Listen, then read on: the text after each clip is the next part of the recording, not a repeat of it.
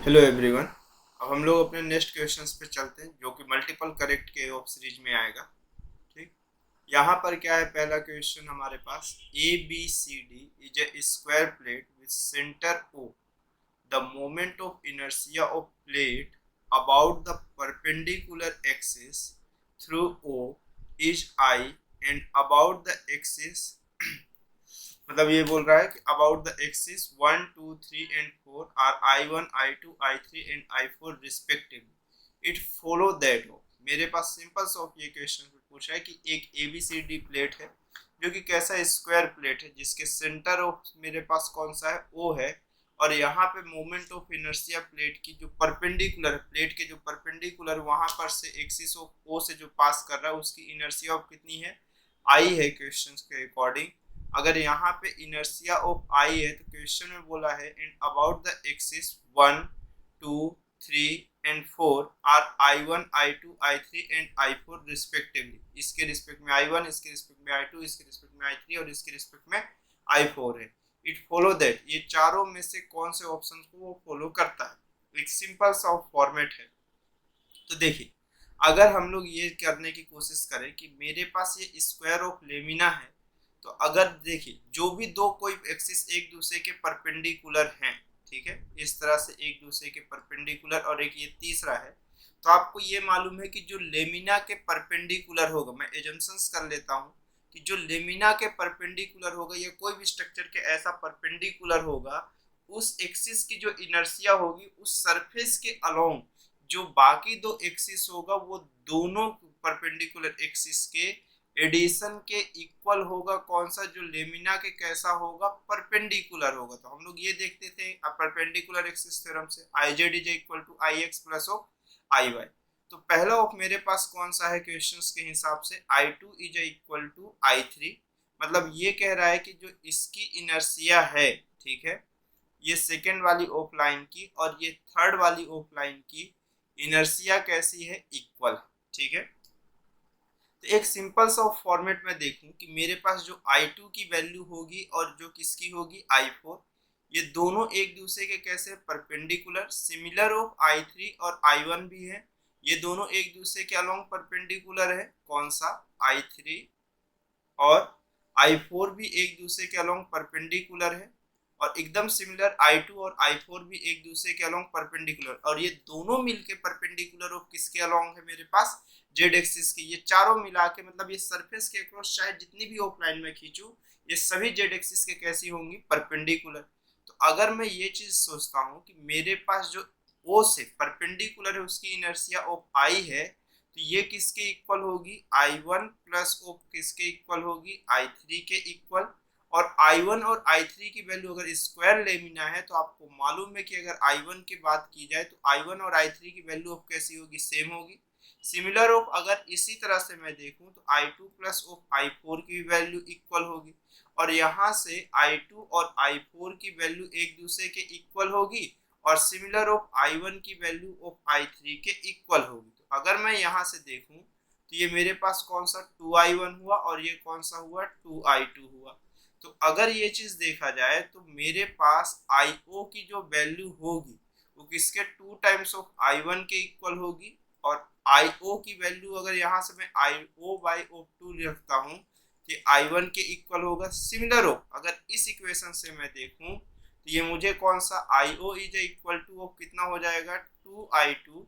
और इससे अगर मैं I2 की वैल्यू ऑफ देखूं तो IO by of 2 is equal to I2 हो गया। ठीक है। तो यहाँ पर से ये चीज दिखा कि इसी तरह से I1 की वैल्यू ऑफ I3 के इक्वल होगी और I3 के इक्वल होगी। मेरे पास I1 और I2 की वैल्यू ऑफ कैसी है, एक दूसरे के इक्वल है। सिमिलर ऑफ I1 की वैल्यू ऑफ I3 के इक्वल है और I2 I4 के इक्वल है। मतलब ये चारों ऑफ एक्सिस के रिस्पेक्ट में इनर्शिया ऑफ हर पॉइंट पे कैसी होगी, सेम होगी। तो I2 और I3 इक्वल होगा। अगर बी वाले फॉर्मेट में देखिए तो बी वाले में क्या बोल रहा है कि I1 plus of I4 confirm है, कोई बात दिक्कत नहीं, ये दोनों एक दूसरे के अलोंग परपेंडिकुलर नहीं, लेकिन I4 की वैल्यू I3 के इक्वल होगी। I1 plus of I3 of valuations देखिए, अगर मैं यहाँ पर देखूं तो मुझे ये मालूम है I1 प्लस ऑफ I3 और यहाँ पर से हमें मालूम है कि I3 की वैल्यू I4 की इक्वल है। तो I1 प्लस ऑफ I4 भी करेक्ट ऑप्शन होगा, I1 और I3 भी इक्वल होगा, और I2 plus of I4 already equal लेके ही हम चले, तो इसके हिसाब से चारों ऑप्शन कैसे होंगे, करेक्ट होंगे। तो इस क्वेश्चन का चारों ऑप्शन कैसा होगा, राइट होगा। ठीक, फिर नेक्स्ट क्वेश्चन चलते हैं हम लोग।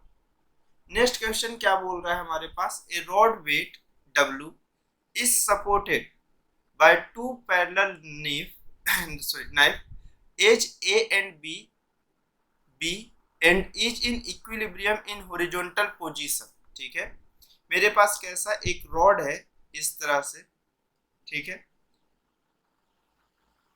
इस तरह से एक रॉड है, एक मेरे पास इसका एज A है और एक B है, इज इन इक्विलिब्रियम ऑफ मेरे पास नाइफ से सपोर्टेड है, इस तरह से मेरे पास is in equilibrium in horizontal positions पे the knives are at a distance D from each other, और ये नाइफ के शार्प एज से ऐसे सपोर्टेड है, the centre of mass of the rod is at distance X from A, ऐसा question पे पूछा हुआ है। ठीक है, ये वाले फॉर्मेट में इस तरह से क्वेश्चन कहा है कि मेरे पास ये दोनों इस तरह सपोर्टेड है, और ये दोनों के बीच का जो डिस्टेंस है वो क्वेश्चंस पे कितना कहा है कि ये दोनों के बीच का जो डिस्टेंस है वो मेरे पास कितना है, D है, इस तरह से क्वेश्चंस पे बोला हुआ। ठीक है, एक रॉड है जिसका वेट ऑफ W ऑफ है मेरे पास supported by two parallel knives edge A and B से ऑफ मेरे पास इस तरह सपोर्टेड, और किसमें है, इक्विलिब्रियम में है, इन हॉरिजॉन्टल पोजीशन में, the knives are at distance D from each other, the center of mass of the rod is a distance x from A, जो उसके सेंटर ऑफ मास की डिस्टेंस है वो कितनी है मेरे पास, A से x ऑफ डिस्टेंस पे है, ऐसा क्वेश्चंस पे कहा हुआ है। ठीक है, अब देखिए अगर मैं बात करूं कि मेरे पास ये रॉड है, इस वाले पॉइंट पे इसके यहाँ पर वो वेट जो लग रहा होगा वो सेंटर ऑफ मास पे W होगा, और यहाँ से जो डिस्टेंस होगा A वाले पोजीशन से उसकी डिस्टेंस ऑफ कितनी है मेरे पास x, और रिमेनिंग ऑफ डिस्टेंस कितना हो जाएगा, अगर ये डिस्टेंस सेंटर ऑफ मास की डिस्टेंस A वाले पॉइंट से x है तो रिमेनिंग ऑफ डिस्टेंस कितना हो जाएगा, D माइनस x यहाँ पे। अब अगर ये वेट ऑफ है तो यहाँ पर और यहाँ पर अगर वेट ऑफ W नीचे साइड लग रहा होगा तो नॉर्मल रिएक्शन कहाँ पे, ऊपर साइड लग रहा होगा, ये N A पे लग रहा होगा, और इसी तरह से एक नॉर्मल रिएक्शन यहाँ पे लग रहा होगा, ये कौन सा होगा, NB होगा। अब दो नॉर्मल रिएक्शन लग रहा है, अगर बॉडी इक्विलिब्रियम में है तो आप ये जानते हो कि मेरे पास दो चीज होगा, body translation plus of rotation, दोनों इक्विलिब्रियम में है, मतलब दोनों का जो नॉर्मल रिएक्शन है वो बॉडी के वेट के इक्वल है, और तो और समेशन ऑफ टॉर्क की वैल्यू कितना है मेरे पास, 0 है। मैं किसी भी एंड से ऑफ लिख दूं तो मेरे पास सिर्फ और सिर्फ क्या बोला है, the normal reaction at A पे मेरे पास पूछा है, A और कहां पर का पूछ रहा है, B वाले पॉइंट का पूछ रहा है। ठीक है, the normal reaction at A, the normal reaction at B, ऐसा फॉर्मेट पूछ रहा है, तो मैं कहीं पर से भी ऑफ लगा सकता हूं, उसमें कोई भी बहुत भारी चीज ऑफ नहीं है, लेकिन हर वाले फॉर्मेट में किसकी वैल्यू की डिस्कशन कर रहा है, W की बात वो कर रहा है, तो एक बार A वाले पॉइंट पे लगाऊंगा और एक बार किस वाले पॉइंट पे, B वाले पे, क्योंकि अगर आप देखो यहाँ पर से टॉर्क फाइंड करते हो तो आप एक चीज जान लो कि आपको इक्वेशंस थोड़ी लेंदी चली जाएगी। अगर आप इस पॉइंट पे समेशन ऑफ टॉर्क देखते हो तो इस वेट के कारण टॉर्क कितना हो जाएगा, डायरेक्टली 0, तो W का टर्म ही 0 रहेगा, तो मैं यहाँ पर ऑफ लगाता हूँ, मैं यहाँ पर summation of torque is equal to 0 at B वाले पे अगर मैं काउंटिंग करूँ तो आपको पहले ऑफ दिखेगा, देखो वेट कैसा है, नीचे साइड है, तो इसके कारण जो टॉर्क क्रिएट हो रहा होगा वो एंटी क्लॉकवाइज, और नॉर्मल रिएक्शन कैसा है, अप साइड है, तो उसके कारण जो क्रिएट हो रहा होगा वो कैसा हो रहा होगा, क्लॉकवाइज। तो मैं अगर यहाँ से देखूँ तो मेरे पास टॉर्क इज इक्वल टू क्या होता है, फोर्स इनटू परपेंडिकुलर डिस्टेंस, ये W dot of perpendicular distance D minus of x हुआ, और सिमिलर हो अगले वाले के लिए जाऊं तो ये माइनस है क्योंकि एंटी क्लॉकवाइज है, तो NA, ये एंटी क्लॉकवाइज है, क्लॉकवाइज है, तो मैं एंटी क्लॉकवाइज को कैसा पॉजिटिव लिख दिया हूं, तो NA, और यहाँ से NB से A तक की जो डिस्टेंस है वो कितनी है, D इज इक्वल टू 0, जहां से NA की वैल्यू ऑफ जो आई है वो W minus of, sorry W, उसके बाद ऑफ कितना हुआ, W in the sense of weight है, ठीक, कितना हुआ, D minus of x upon of कितना हो गया, यहाँ से D हो गया, तो Na की वैल्यू ऑफ कितना हुआ, W into D minus of x upon of D, तो ये ऑप्शन नंबर ऑफ कौन सा हो गया, B हो गया, the normal reaction at A is of कितना हो गया, W D minus x upon of D, ये मल्टीपल करेक्ट है, अगर मल्टीपल करेक्ट है तो एक ऑप्शन तो हमारे पास करेक्ट मिल गया, क्योंकि ए की देखो इसमें दो ही ऑप्शन करेक्ट हो सकता है, क्योंकि दोनों में सेम चीज पूछा है, ए और बी में सेम चीज पूछा है। एक ए की वैल्यू नॉर्मल रिएक्शन ऑफ ए की ही तो वैल्यू पूछा है दोनों ही केसेस में। लेकिन ये है कि अब एक जगह पे दो वैल्यू कैसे आएगी, तो मेरे पास या तो ये सही हो गई या तो ये सही हो गया। अगर बी वाला सही हो गया तो ए वाला रॉन्ग है। सिमिलर ऑफ सी और डी में देखिए आप, नॉर्मल रिएक्शन एट बी पूछा है, नॉर्मल रिएक्शन एट बी पूछा है, ठीक है। तो अगर मैं यहीं पर देखूं तो summation of torque is equal to, मैं जीरो अप्लाई कर दूं कहां पे के लिए, एट ए वाले पॉइंट से मैं देख रहा हूं। अगर ए वाले पॉइंट पे टॉर्क देखा तो अगर मेरे पास कोई भी फोर्स एक्सिस ऑफ रोटेशन से पास कर रहा है तो ये आप समझो कि उसके थ्रू ऑफ जनरेटेड टॉर्क की वैल्यू कितनी होगी, जीरो होगी। कितनी होगी, जीरो। तो अगर मैं यहाँ पे देखूं तो समेशन ऑफ टॉर्क की वैल्यू यहाँ से कैसा हो, अब देखिए अब यही वेट इसके लिए कैसा हो गया, आप फोर्स की डायरेक्शन में, टेंजेंशियल ऑफ फोर्स की डायरेक्शन में अपने फिंगर को कर्ल करिए तो आपको जो थंब ऑफ डायरेक्शन दिखाएगा वो मेरे पास किसकी दिखा रहा होगा, टॉर्क की ऑफ डायरेक्शन दिखा रहा होगा। तो वेट के कारण अंदर साइड और नॉर्मल रिएक्शंस के कारण देखो ऊपर साइड ऑफ दिख रहा होगा। वेट ऑफ के कारण कैसा ऑफ मेरे पास रोटेशन हो रहा होगा, क्लॉकवाइज, ऐसा ऑफ क्लॉकवाइज हो रहा होगा। और मेरे पास नॉर्मल रिएक्शन के कारण कैसा हो रहा होगा, एंटी क्लॉकवाइज हो रहा होगा। तो मैं एक सिंपल सा फॉर्मेट यहाँ पे लिख सकता हूँ कि n b cross of d minus of कौन सा हो गया, डब्ल्यू डॉट ऑफ कौन सा हो गया मेरे पास, एक्स हो गया। कितना हो गया, यहाँ पर से अगर मैं इसको दिखाऊं तो डब्ल्यू dot of x is equal to zero. तो जो एन बी की वैल्यू हुई है वो डब्ल्यू डॉट एक्स अपॉन ऑफ कितना हो गया, डी हो गया। तो जो एन बी की वैल्यू आएगी वो डब्ल्यू डॉट एक्स बाई ऑफ कितना हो गया, डी। तो ऑप्शन नंबर ऑफ कौन सा करेक्ट है, सी वाला करेक्ट है। और डी वाला ऑप्शन क्या हो गया यहाँ पे, रॉन्ग हो गया। तो सेकंड का दो ऑप्शन करेक्ट है, एक बी वाला करेक्ट है और एक कौन सा वाला है, सी वाला है, ठीक है। उसके बाद चलिए नेक्स्ट क्वेश्चन पे चलते हैं हम लोग। अब जैसे इस क्वेश्चन पे देखते हैं, इस क्वेश्चन पे क्या बोला है, a block with a square base measuring a and height H है। कितना है उसकी हाइट, एच है। बेस ऑफ मेरे पास कैसा है, स्क्वायर टाइप का, बट हाइट कैसा है, डिफरेंट है। क्यूबिक ब्लॉक ऑफ कैसा होता है, क्यूबिकल टाइप का ही तो होता है ना, क्यूबॉइड ऑफ है ये ब्लॉक मेरे पास, उसका बेस ऑफ मेरे पास स्क्वायर है बट हाइट कैसा है, डिफरेंट है। Is placed on a incline plane, the coefficient of friction is mu है, ठीक है। The angle of inclination theta of the plane is gradually increases, the block will be, topple before of sliding होगा, topple before of sliding इस वाले में mu is greater than a by H है, mu is less than of a by H है। Slide before of toppling is mu is sorry if mu is greater than a by H है, slide before toppling if mu is less than a by of H है। ऐसे four of options दिए हुए। लेकिन आपको देखो ऐसे वाले क्वेश्चंस पे मल्टीपल करेक्ट तो है, एकदम कंफर्म बात है कि मल्टीपल ऑफ करेक्ट का फॉर्मेट है।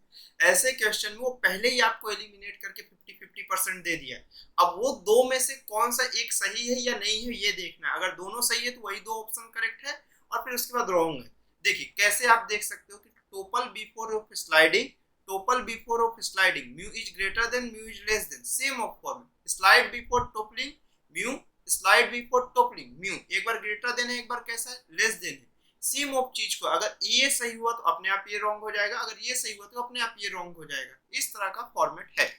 तो चलिए हम देखते हैं सबसे पहले ऑफ इसको थोड़ा सा डायग्राम को ड्रॉ करते चलते हैं कि जैसे एक इंक्लाइंड ऑफ प्लेन है, यहाँ पे एक ब्लॉक ऑफ ड्रॉ करने के लिए बोला हुआ है जिसकी हाइट ऑफ क्वेश्चंस के हिसाब से हमारे पास कितनी है, एच है। अब ये बोला है कि रफ सरफेस है तो मैं उस वाली कंडीशन के लिए चलता हूँ कि बॉडी ऑफ क्या करना स्टार्ट कर दे, स्लाइड करना स्टार्ट कर दे बिफोर ऑफ टोपलिंग से। मैं पहले नीचे वाले ऑप्शन को फाइंड करना चाहता हूँ, स्लाइड बिफोर, बिफोर किससे, टोपलिंग से, ठीक है। मैं इस वाली चीज के लिए चल रहा हूँ कि स्लाइड बिफोर ऑफ मेरे पास टोपलिंग के लिए कैसा होगा। इसकी हाइट ऑफ कितनी है, एच। अब बॉडी ऑफ जैसे ही नीचे आना चाहेगा तो मेरे पास अब यहाँ पर अगर इंक्लाइंड ऑफ सरफेस है, यहाँ पर से ये inclined of surface theta angle पे, तो एक ग्रेविटेशनल ऑफ फोर्स आगे की डायरेक्शन पे लग रहा होगा जिसकी वैल्यू ऑफ कितनी होगी, mg sin थीटा। अब दूसरी ऑफ केसेस में मेरे पास यहाँ से बॉडी में एक और फोर्स आएगा जो नीचे की डायरेक्शन में आएगा जिसकी वैल्यू ऑफ कितना होगा, mg cos थीटा। और इसके परपेंडिकुलर में नॉर्मल रिएक्शन ऑफ n इस साइड होगा। अब बॉडी अगर स्लाइड कर रहा है तो ये कंफर्म बात है कि इधर एक फोर्स ऑफ लग रहा होगा मेरे पास, फ्रिक्शन ऑफ फोर्सेस। अब बॉडी रिलेटिवली ऑफ किस में आ चुका होगा, मोशन पे, क्योंकि अगर ये वाली केसेस पे है, स्लाइड कर रहा है बॉडी, ये कंफर्म बात है कि mg sin थीटा की जो वैल्यू है वो आपके अप्लाइड ऑफ फ्रिक्शन फोर्स से कैसा है, ज्यादा है। अब अगर बॉडी मोशन पे है तो ये जो फ्रिक्शन है ये कौन से नेचर का होगा, काइनेटिक नेचर का। तो फ्रिक्शन ऑफ फोर्सेस की वैल्यू कितना होगा, म्यू डॉट ऑफ n हो जाएगा, जहां पर से नॉर्मल रिएक्शन की वैल्यू ऑफ कितना हो जाएगा, mg cos थीटा हो जाएगा। तो यहाँ पर से अगर मैं देखूं तो mg sin theta is greater than of कितना हो जाएगा, mu dot of mg dot of कौन सा हो जाएगा मेरे पास यहाँ से, cos थीटा। mg और mg कैंसिल आउट हो जाएगा और ये इस साइड आया तो tan theta is a greater than of mu होना चाहिए। मतलब जो भी म्यू की वैल्यू है वो लेस देन ऑफ कितना होना चाहिए, टेन थीटा ऑफ होना चाहिए। स्लाइड बिफोर ऑफ कितने से, टोपल वाले फॉर्मेट से। तो मतलब ये मैं आंख बंद करके कह सकता हूँ कि इस वाले केसेस में, क्योंकि टेन थीटा की वैल्यू बहुत ज्यादा होगी, म्यू की वैल्यू जो भी टेन थीटा है उससे कैसी होनी चाहिए, मेरे पास टेन थीटा से कम होनी चाहिए। तो आंख बंद करके मैं ये कह सकता हूँ कि ऑप्शन नंबर ऑफ डी तो इसका करेक्ट है। तो एटलीस्ट मल्टीपल करेक्ट में आपको 2-3 मार्क्स जो मिलता है उस वाले में एक करेक्ट होने पे, वो मार्क्स मिलने जैसा तो आपकी कंडीशन आ गई है कि इस वाले में स्लाइड बिफोर ऑफ टोपलिंग में म्यू की वैल्यू ऑफ कैसा है, less than of a by H है। लेकिन हम यहाँ पे क्यों रुके, जब हम इतने तक पहुंच गए हैं तो हमें मालूम है कि थोड़ी और स्ट्रगल के बाद हम फाइनल आंसर भी एक और फाइंड कर लेंगे। तो अगर यहाँ पर हुआ तो मैं यहाँ पर कह सकता हूँ ये स्लाइड बिफोर ऑफ टोपल के लिए, ये इक्वेशन नंबर ऑफ कौन सा मैं लिख देता हूँ, फर्स्ट लिख देता हूँ। अब दूसरी कंडीशंस पे चलें जहां पे मेरे पास इंक्लाइंड सरफेस कुछ इस तरह से बना, ठीक है, और इस वाली केसेस में ये थीटा ऑफ एंगल है। अब बट इस वाली केसेस में हमारे पास थोड़ा सा वेरिएशन है, ये वाले में अब हम क्या कहेंगे कि बॉडी ऑफ मेरे पास क्या हो रहा होगा, इस वाले में स्लाइड बिफोर टोपलिंग नहीं होगा, अब क्या होगा मेरे पास, टोपलिंग बिफोर ऑफ स्लाइडिंग होगा। मतलब बॉडी स्लाइड नहीं करेगा बट टोपल करने की कोशिश करेगा, तो ये टोपलिंग बिफोर ऑफ कौन सा होगा, स्लाइडिंग होगा। अगर ये फॉर्मेट है टोपलिंग बिफोर ऑफ स्लाइडिंग है, तो अगर मैं इसके सेंटर ऑफ मास में देखूं तो ये वैल्यूएशंस ऑफ मेरे पास कौन सा है, mg sin थीटा अभी भी इधर लगेगा, और फ्रिक्शन ऑफ फोर्सेस मेरे पास किस साइड लगेगा, रिलेटिव ऑफ मोशंस जो भी हो रहा होगा वो इस फोर्स का क्या कर रहा होगा, एक्चुअल में अपोज कर रहा होगा। तो फ्रिक्शन ऑफ फोर्सेस इस साइड सरफेस पे लगेगा Fs। और अब मजे की बात ये है कि ये जो mg sin थीटा है ये कैसा होगा, लेस देन होगा किससे, काइनेटिक ऑफ फ्रिक्शन से। और ये बॉडी अगर मोशन नहीं कर रहे तो ये स्टैटिक फ्रिक्शन होगा। मतलब Fs की वैल्यू लेस देन ऑफ कौन सा होगा, म्यू डॉट ऑफ n से कैसा होगा, कम होगा। मतलब कौन से नेचर का होगा, स्टैटिक नेचर का होगा। और स्टैटिक ऑफ फ्रिक्शन की वैल्यू आपको मालूम है अप्लाइड ऑफ फोर्स के इक्वल होती है। तो Fs की वैल्यू यहाँ पे किसके इक्वल हो जाएगी, mg sin थीटा के इक्वल हो जाएगी। मतलब बॉडी अब स्लाइड नहीं कर रहा होगा बट टोपल करने की कोशिश कर रहा होगा। तो अब अगर mg sin थीटा इधर है तो एक फोर्स ऑफ इधर लग रहा होगा mg cos थीटा, और इसको बैलेंस ऑफ वैल्यू करने के लिए मेरे पास इस डायरेक्शन में एक नॉर्मल रिएक्शन फोर्सेस में यहाँ पर लिख देता हूँ। अब देखिए इसका बेस क्वेश्चन में खुद बोला है कि स्क्वायर है, मतलब ये भी a है। तो यहाँ से सेंटर ऑफ मास अगर मैं इसे काउंटिंग करूं तो सेंटर ऑफ मास से एज तक की डिस्टेंस को हम a बाई ऑफ 2 कहते हैं। और अगर मैं इस वाले सेंटर ऑफ मास से सरफेस तक की हाइट की बात करूं तो इसे हम कितना, अगर पूरी हाइट h है तो ये हाइट ऑफ कितना हो जाएगा मेरे पास h बाई ऑफ 2। तो मैं क्या करता हूं, summation of torque centre of मास पे देखूं तो ये कितना हो जाएगा मेरे पास, 0 हो जाएगा। सेंटर ऑफ मास पे अगर मैं समेशन ऑफ टॉर्क की वैल्यू को देखना चाहूं तो ये 0 हो जाएगा। तो मैं यहाँ पर से अगर अप्लाई ऑफ करूं तो आप देखो नॉर्मल रिएक्शन, आपको अगर फिंगर कर्ल करो नॉर्मल रिएक्शन की डायरेक्शन में तो ये कैसा दिख रहा होगा, क्लॉकवाइज, और friction of force anti clockwise. Body को मैं रोटेटिंग इक्विलिब्रियम में कंसीडर कर रहा हूँ। तो यहाँ से मुझे ये समझ में आया कि यहाँ पर से अगर मैं टॉर्क देखूं तो normal reaction into perpendicular distance of कितना है, a बाई 2, और उसके अपोजिट डायरेक्शन में फ्रिक्शन ऑफ फोर्सेस है और इसकी हाइट ऑफ कितनी हमारे पास h बाई 2। तो ये 2 और ये 2 क्या हो गया, कैंसिल। तो नॉर्मल रिएक्शन की वैल्यू ऑफ कितनी होगी यहाँ से मेरे पास, देखिए बॉडी अब क्या कर रहा है, बैलेंस है, तो नॉर्मल रिएक्शन ऑफ किसके इक्वल होगा, अभी भी किसके इक्वल होगा, mg cos थीटा के इक्वल होगा। इनटू कितना हो गया ये a, फ्रिक्शन ऑफ फोर्सेस की वैल्यू कितना होगा मेरे पास, mg sin theta, cross of कितना हुआ मेरे पास h। अब आप देखो mg और mg आपके पास कैंसिल, तो अब अगर मैं देखूं तो ये a हुआ और इधर से ये h आया, तो sin theta upon cos theta कितना हो गया, tan थीटा हो गया। मतलब टेन थीटा की वैल्यू ऑफ किसके इक्वल होगी, ए बाई ऑफ एच के इक्वल होगी। ये चीज हमारे पास समझ में आए, तो ये इक्वेशन फर्स्ट हुआ और ये इक्वेशन नंबर ऑफ कौन सा हुआ, सेकेंड हुआ। तो अब अगर मैं पहले इक्वेशन से देखूं, स्लाइड बिफोर ऑफ टेपल की केसेस से मैं देखूं, तो मुझे ये चीज समझ में आया कि अभी तो टेन थीटा की वैल्यू हमारे पास कितनी आ गई बैलेंस वाली केसेस में, ए बाई एच आई, और tan theta is greater than of मेरे पास म्यू है, ये किससे है मेरे पास, स्लाइडिंग बिफोर ऑफ टोपल से, स्लाइड बिफोर ऑफ टोपल से, जिसे आप इक्वेशन नंबर ऑफ कौन सा कंसीडर कर रहे होगे, फर्स्ट वाला इक्वेशन कंसीडर कर। टेन थीटा की वैल्यू पुट किया तो ए बाय ऑफ एच हुआ, जो कि ग्रेटर देन ऑफ कितना हो गया मेरे पास, म्यू हो गया। तो स्लाइड बिफोर ऑफ टोपल में ए बाई एच की value greater than of mu होगी। तो देखो मैं आपको कहा था ना कि मेरे पास म्यू की value of less than of a by H है, या a by H is greater than of mu है स्लाइड बिफोर टोपल से, तो ऑप्शन नंबर ऑफ डी तो करेक्ट हो गया। अब जैसे ही मैं इस वाले में देखूं, टोपलिंग बिफोर ऑफ वाले में, किसमें, टोपलिंग बिफोर ऑफ स्लाइडिंग वाले में, ये दोनों में से कोई एक ऑप्शन सेलेक्ट करना चाहता हूँ, सी वाला तो ऑटोमेटिक रॉन्ग हो गया, ए और बी में से कोई एक, स्लाइडिंग बिफोर ऑफ टोपलिंग वाले में से, तो इक्वेशन नंबर ऑफ सेकंड को मैं उठाता हूँ। तो जैसे इक्वेशन नंबर ऑफ सेकंड को पिक किया, तो मुझे ये समझ में आया कि जो gravitational of force acceleration create कर रहा है mg sin थीटा, ये लेस देन ऑफ होगा कौन से, काइनेटिक फ्रिक्शन से।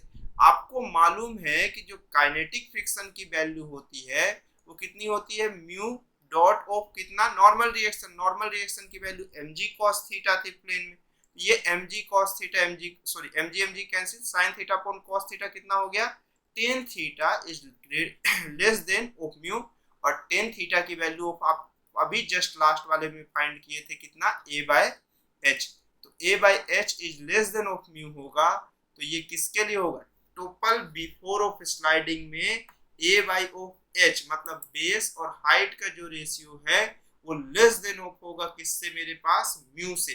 तो मेरे पास यहाँ पर ऑफ a बाई एच की value less than of mu है, मतलब ऑप्शन नंबर ऑफ कौन सा करेक्ट है, ए वाला करेक्ट है। 33 में दो ऑप्शन करेक्ट है, एक ऑप्शन ए और एक ऑप्शन डी, अपने आप बी और सी एलिमिनेट हो चुके हैं। तो मल्टीपल करेक्ट इतना ब्यूटी ऑफ लेके चलता है, अगर आपका कॉन्सेप्ट क्लियर है तो पहले वो 50-50 आपको एलिमिनेट करके देता है, आपको बस ये कंफर्म करना है कि वो दो 50 में से कौन से वाले वो करेक्ट है, और अगर एक में आप इतना बढ़िया कॉन्सेप्ट लगाए हो तो गारंटी दूसरे में भी आपको होगा।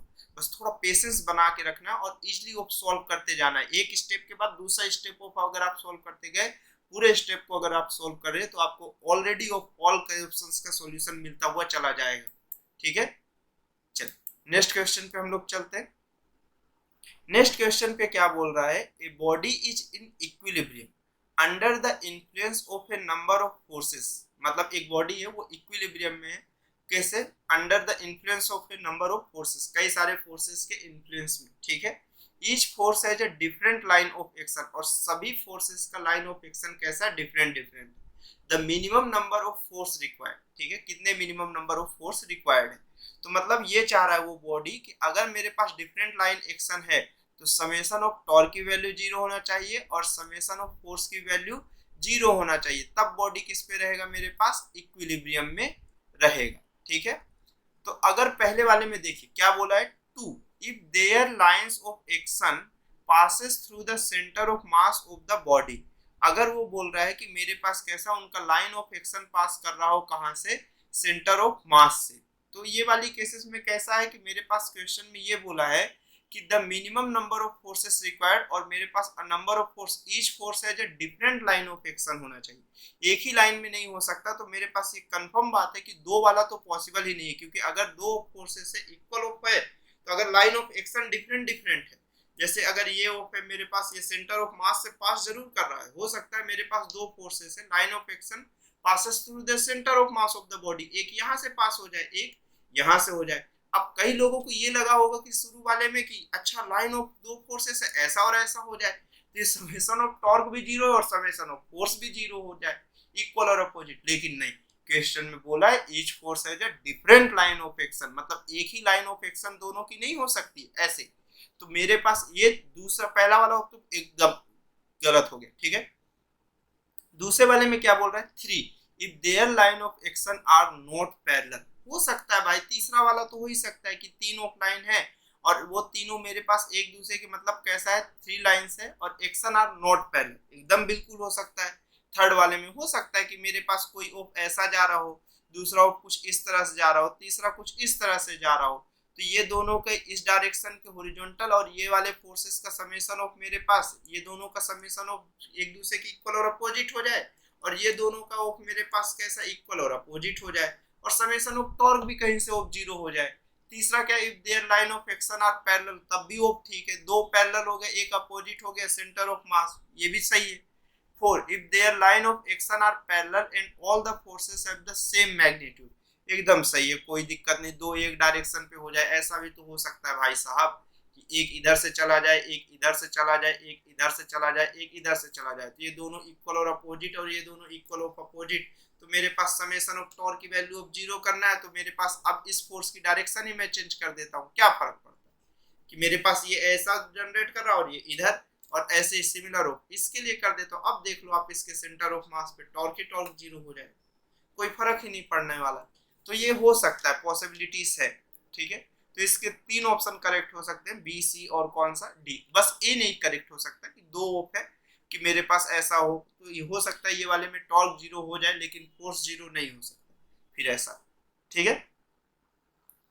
फिर नेक्स्ट क्वेश्चन पे चलते हैं हम लोग।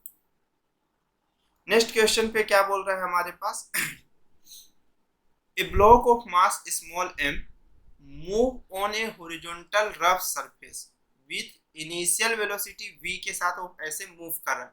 The height of the centre of mass of the block is h from the surface, consider a point a on the surface.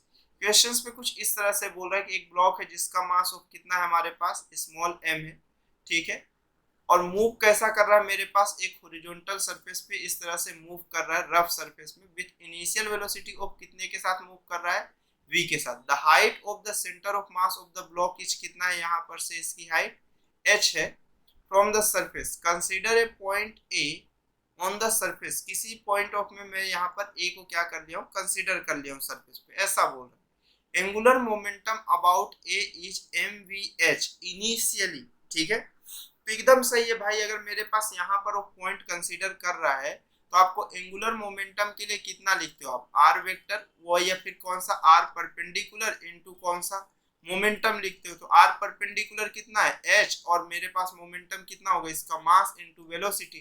तो मेरे पास angular momentum of point A के रिस्पेक्ट में perpendicular distance of centre of mass की change ही नहीं हो रही है, आगे भी मूव करेगा तो सेम टू सेम रहेगा। तो ऑप्शन ऑफ नंबर ए तो करेक्ट है। दूसरा क्या बोल रहा है, the velocity of the block decreases at time passes. तो क्या बोल रहा है, a block of mass small m move with horizontal rough surface, एकदम कंफर्म बात है। अगर बॉडी ऑफ मूव कर रहा है रफ सरफेस में तो फ्रिक्शन ऑफ फोर्सेस किस साइड लगेगा, बैक साइड लगेगा, और अगर बाइक साइड लग रहा है तो मेरे पास एक कंफर्म बात है कि धीरे धीरे फ्रिक्शन ऑफ फोर्सेस उसे डी एक्सेलरेशन प्रोवाइड करेगा, और डी एक्सेलरेशन प्रोवाइड करेगा तो वेलोसिटी क्या हो रही होगी, डिक्रीज। तो option number of B correct है। Torque of the force acting on block is zero about A. क्या क्वेश्चन में बोल रहा है कि टॉर्क जो होगा of the force, torque of the force acting on block is zero about A. A के रिस्पेक्ट में उसका जो टॉर्क है वो मेरे पास जीरो हो, ये एकदम गलत है भाई, एकदम सीधे से गलत है, क्योंकि टॉर्क मेरे पास जीरो नहीं हो सकता। Force acting on the block is zero about A, A के रिस्पेक्ट पे फोर्स पे मतलब इस पे जो टॉर्क अप्लाई हो रहा है वो मेरे पास कितना हो, जीरो हो, ऐसा नहीं है। देखिए फ्रिक्शन ऑफ फोर्स इसके सेंटर ऑफ मास पे डी एक्सेलरेशन प्रोवाइड करेगा, जिसकी डायरेक्शन ऑफ इधर होगी, तो ये मेरे पास फोर्स इनटू परपेंडिकुलर डिस्टेंस, अब हर पॉइंट पे ऑफ रहेगा तो टॉर्क जीरो नहीं हो सकता, तो ये मेरे पास ऑप्शन नंबर ऑफ सी गलत है। Angular momentum is not conserve about of A, तो अगर समेशन ऑफ टॉर्क मेरे पास जीरो नहीं है तो आपको ये मालूम है कि एंगुलर मोमेंटम भी कंजर्व नहीं होगा, तो ऑप्शन नंबर ऑफ डी भी करेक्ट है। Angular momentum is not conserve about of A, तो फिफ्थ के तीन ऑप्शन करेक्ट हो गए, ए बी और डी। ठीक है, चलिए नेक्स्ट क्वेश्चन पे चलते हैं हम लोग। नेक्स्ट क्वेश्चन पे क्या बोल रहा है हमारे पास, 4 masses are fastened to the corner of a frame of negligible mass lying in the x y plane. Let w be the angular speed, sorry omega है वो, अच्छा ओमेगा है, ठीक, omega be the angular speed of the rotation है। Then rotational kinetic energy associated with a given angular speed depend on the axis of rotations. वो ये बोल रहा है कि मेरे पास कैसा है, जो रोटेशनल काइनेटिक एनर्जी है वो किस पे ऑफ, मेरे पास इसकी जो एंगुलर स्पीड है उस पे ऑफ डिपेंड कर रहा हो। तो एकदम कंफर्म बात है, अगर इसका मास m है, इसका कैपिटल M है, इसका कैपिटल है, इसका स्मॉल m है, तो इसके centre of mass x axis के, ये z एक्सिस के रिस्पेक्ट में आप देखो तो जो काइनेटिक ऑफ एनर्जी होगी वो I कितनी होती है, half inertia into omega square. Omega of मेरे पास चेंजेस हो या ना हो, लेकिन ये कंफर्म बात की rotational kinetic energy associated bye given angular speed depend on the axis of rotation. अगर मान के चलो यहाँ से ऑफ मूव कर रहा है तो अलग है, अगर यहाँ के रिस्पेक्ट में मूव करेगा तो अलग होगा, क्योंकि इनर्शिया हर पॉइंट के लिए कैसी होगी, अलग अलग होगी। इस पॉइंट के लिए ये कह सकते हैं कि अगर इधर की डिस्टेंस ऑफ ए है, इधर की बी है, तो इधर पे अलग अलग मिलेगी, मतलब आई पे डिपेंड कर रही होगी। आई डिपेंड्स ऑन किस पे होगा मेरे पास, इनर्शिया किस पे डिपेंड करता है, डिपेंड्स ऑन मास पे। ठीक है, तो काइनेटिक एनर्जी मास पे डिपेंड कर रही होगी, तो ये कंफर्म हो जाता है कि काइनेटिक जो kinetic energy associated with given angular speed depends on the axis of rotation पे डिपेंड करेगी। क्योंकि अगर यहाँ पर गया तो अलग इनर्शिया, यहाँ के लिए अलग इनर्शिया, यहाँ के लिए अलग इनर्शिया, यहाँ के लिए अलग इनर्शिया। ठीक है, तो अगर सब पॉइंट के लिए इनर्शिया अलग है, एंगुलर वेलोसिटी हो सकता है सभी के लिए सेम हो, बट इनर्शिया डिफरेंट डिफरेंट होने पे काइनेटिक एनर्जी डिफरेंट डिफरेंट मिलेगी। तो 6 का ए तो एकदम करेक्ट है। फिर कौन सा बी वाला, rotational kinetic energy about y axis is independent of small m, its value is a capital M A square into omega square. तो ठीक है, देखते हुए चलते कि हमारे पास काइनेटिक ऑफ एनर्जी बी वाले पॉइंट के लिए कैसा, वाई एक्सिस के रिस्पेक्ट में कैसा होगा। तो देखिए आपके पास कुछ इस तरह से ऑफ गिवन है, ये वाला पॉइंट, ये वाला पॉइंट और एक ये वाला पॉइंट, यहाँ से इसकी डिस्टेंस, ये डिस्टेंस और ये ऐसा ऑफ गिवन है, ये एक्सिस ऑफ रोटेशन ये पास कर रहा है। अगर इसके रिस्पेक्ट में बोला है तो मेरे पास यहाँ पर कैसा है कि एक्स वाई प्लेन और एंगुलर वेलोसिटी ओमेगा ही कंसीडर करना है। इसकी हाइट यहाँ से यहाँ तक कितनी है, बी है, और यहाँ से यहाँ तक की जो डिस्टेंस है वो मेरे पास कितनी है, ये ए है। इस तरह से ये एक्स एक्सिस है। तो अगर काइनेटिक एनर्जी की बात की जाए तो ये कौन सा होता है मेरे पास, half inertia into Y, inertia किसके क्रॉस, वाई एक्सिस के क्रॉस, इंटू ऑफ कितना हो जाएगा मेरे पास, ओमेगा स्क्वायर हो जाएगा। तो अगर ये हाफ हुआ तो इनर्शिया ऑफ वाई एक्सिस के अलोंग देखना है, ये स्मॉल m हुआ, ये स्मॉल m हुआ, ये कैपिटल M हुआ, और ये कौन सा हुआ मेरे पास, कैपिटल M हुआ। आपको ये मालूम है कि एक्सिस ऑफ रोटेशन से पास करने वाली ऑफ मेरे पास जो मास है, या एक्सिस ऑफ रोटेशन के अलोंग मास जो होता है, एक्सिस ऑफ रोटेशन पे जो मास होता है उसकी इनर्शिया जीरो होती है, क्योंकि परपेंडिकुलर डिस्टेंस जीरो होगा। तो अगर मैं इस वाले और इस वाले पॉइंट के लिए देखूं तो इसका मास ऑफ कितना हो जाएगा मेरे पास 2m, और दोनों का डिस्टेंस ऑफ कैसा सेम है, तो मेरे पास 2m a square into of कितना हुआ, ओमेगा स्क्वायर, और 2 और 2 कैंसिल आउट हो गया, तो m a square into omega square. तो दूसरा वाला ऑप्शन भी मेरे पास कैसा है, करेक्ट है। तो ऑप्शन नंबर ऑफ बी भी मेरे पास कैसा हो गया, करेक्ट हो गया। ठीक है, अब तीसरा क्या बोल रहा है, rotational kinetic energy about z axis depend upon of small m and its value is मेरे पास इतना है। तो जेड एक्सिस के अलोंग बोला है, मतलब जेड एक्सिस के अलोंग मतलब जस्ट ऑफ ऐसा परपेंडिकुलर पास कर रहा है। तो काइनेटिक एनर्जी अगर मैं जेड एक्सिस के अलोंग देखना स्टार्ट करूं तो half inertia of Z axis के along into omega square, half inertia of Z axis के अलोंग कितना होगा मेरे पास, यहाँ पर से देखो। तो अगर मैं कहूं तो इस वाले में जेड एक्सिस के अलोंग मेरे पास अब चारों मास कंसीडर होंगे। एक मास कितना हुआ, 2m इंटू कितना हो गया मेरे पास, a का स्क्वायर, प्लस ऑफ दूसरा ऑफ मास कितना हो गया मेरे पास, 2m इंटू हाइट की वैल्यू ऑफ कितना है मेरे पास, b स्क्वायर, और ये कितना हुआ, ओमेगा का स्क्वायर। अगर मैं 2 को कॉमन लूं तो ये कितना हुआ, capital M square plus of small m b square into omega square, 2 common निकल के कैंसिल आउट हो जाएगा। काइनेटिक एनर्जी जेड एक्सिस के अलोंग भी कितना होगा मेरे पास, सी वाला करेक्ट। ठीक है, उसके बाद डी वाले के लिए बोला है rotational kinetic energy about z axis is independent of small m and its value of capital m b square into omega square. ना भैया, ऑप्शन सी तो अभी हम लोग देखे ना, वही चीज ऑफ पे है, तो जेड एक्सिस के अलोंग ही तो बात कर रहे हैं। अभी जेड एक्सिस में हम डिपेंडेंट देखे स्मॉल एम के अलोंग, और अब अगले ही ऑप्शंस पे ये बोल रहा है कि जेड एक्सिस के अलोंग इंडिपेंडेंट हो गया, मतलब जेड एक्सिस के अलोंग स्मॉल एम जो है इनर्शिया उससे, सॉरी जेड एक्सिस के अलोंग जो काइनेटिक एनर्जी वो कैसा है, इंडिपेंडेंट है। तो नहीं, अभी तो हम देख चुके ऑप्शन सी और डी में से ये एकदम कंफर्म बात है कि या तो सी करेक्ट होता है या तो डी करेक्ट होता। तो ऑप्शन नंबर सी करेक्ट हो गया, तो डी वाला ऑलरेडी ऑफ कैसा है, रॉन्ग है। ठीक है, तो इसके तीनों ऑप्शन करेक्ट है, ए बी सी, डी वाला कैसा है, रॉन्ग। ठीक है, चलिए नेक्स्ट क्वेश्चन पे चलते हैं। उसके बाद क्या बोल रहा है, a particle falls freely near the surface of the earth consider a fix point O not vertically below the particle on the ground. क्या बोल रहा है, एक पार्टिकल है वो फ्रीली ऑफ नीचे की डायरेक्शंस पे गिर रहा है इस तरह से, मेरे पास एक पॉइंट ऑफ ओ कंसीडर करना है जो कि कैसा फिक्स्ड है और उसके जस्ट ऑफ वर्टिकल नीचे नहीं, ऐसा बोला। तो ये बोला angular momentum of the particle about O is increases. तो अब देखो, कभी भी अगर बॉडी ऑफ नीचे गिर रहा है तो एक ग्रेविटेशनल ऑफ फोर्स नीचे साइड लगेगा, जो ग्रेविटेशनल ऑफ फोर्स के डायरेक्शन में धीरे धीरे इस डायरेक्शन पे जाने पे इसकी वेलोसिटी ऑफ क्या होगी, नीचे की डायरेक्शन पे जाने पे वेलोसिटी क्या हो रही होगी, मेरे पास इंक्रीज हो रही होगी। अगर इंक्रीज हो रही होगी तो यहाँ पर अगर मैं पॉइंट ओ लेता हूँ तो ये वेलोसिटी और मेरे पास कैसा, इस बॉडी के नीचे गिरने की जो डायरेक्शन है और पॉइंट ऑफ ओ के बीच की जो परपेंडिकुलर डिस्टेंस है तो हमेशा फिक्स है, इसका मास भी फिक्स है, बट वेलोसिटी ऑलवेज भी कैसा हो रहा है, इंक्रीज हो रहा है। तो ये कंफर्म बात है कि एंगुलर मोमेंटम ऑफ मेरे पास R perpendicular into mass into velocity है, परपेंडिकुलर डिस्टेंस में कोई चेंजेस नहीं है, मास कांस्टेंट है, वेलोसिटी ऑलवेज भी इंक्रीज, तो एंगुलर मोमेंटम क्या हो रहा होगा, इंक्रीज ही हो रहा होगा पॉइंट ओ के रिस्पेक्ट में। तो ऑप्शन नंबर ऑफ ए कैसा है, करेक्ट है। बी वाला क्या है, torque of the gravitational force on the particle about O is decreasing. क्या बोल रहा है कि टॉर्क की वैल्यू ऑफ धीरे धीरे डिक्रीज हो रहा है। ना भैया, चेंजिंग ऑफ एंगुलर मोमेंटम आपको मालूम है कि torque is equal to dl by of dt होता है, और अगर एंगुलर मोमेंटम इंक्रीज हो रहा है तो DL by of dt, rate of change of angular momentum की वैल्यू ऑफ मेरे पास कैसी हो रही होगी, इंक्रीज हो रही होगी, क्योंकि वेलोसिटी अगर इंक्रीज हो रहा है तो एंगुलर मोमेंटम इंक्रीज हो रहा है, और एंगुलर मोमेंटम इंक्रीज हो रहा है तो rate of change of angular momentum increasing होगा, इंक्रीजिंग होगा मतलब टॉर्क की वैल्यू ऑफ कैसी होगी, पॉजिटिव होगी। तो ऑप्शन नंबर ऑफ बी क्या हो गया, करेक्ट है कि रॉन्ग है, रॉन्ग है। ठीक, उसके बाद सी वाले में चलिए, सी वाले में क्या बोल रहा है, the moment of inertia of the particle about O is decreasing.